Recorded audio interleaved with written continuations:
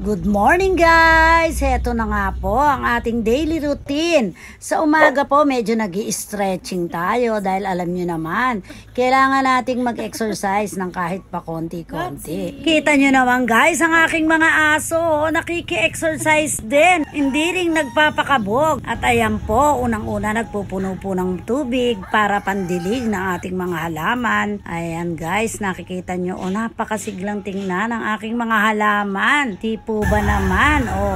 Dilig-dilig din, lalo na ang aking mga tanim na sili at mga halamang namumulaklak. Basta sa umaga po, ang unang-una ko pong priority ay ang aking mga halaman. Pagkatapos nga po ay susunod naman po ang pagwawalis po ng aming harapan. Kita nyo naman po, grabe po ang alikabok dahil naggagawa po ng kalsada sa harapan namin.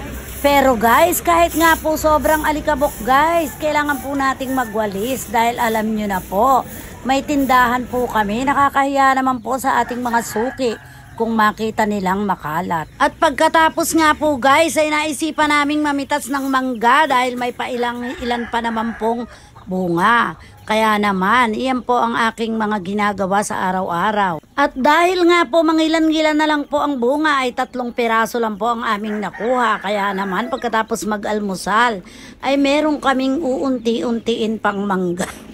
At dahil nga po walang lalaki rito sa bahay ay kaya naman naobliga ang lola na siya ang mamitas ng mangga. Ayan na nga po, di po ba? At pagkatapos nga po ay naggupit naman po ako ng mga kape. Yan po ay nakaugalian ko na dahil gusto ko po pag may bibili ay iaabot ko na lang kaagad. Para mabilis at iaabot na lang. Alam nyo naman ang lola, medyo madali ng mataranta. Salamat sa pagsama. Thank you for watching. Follow for more.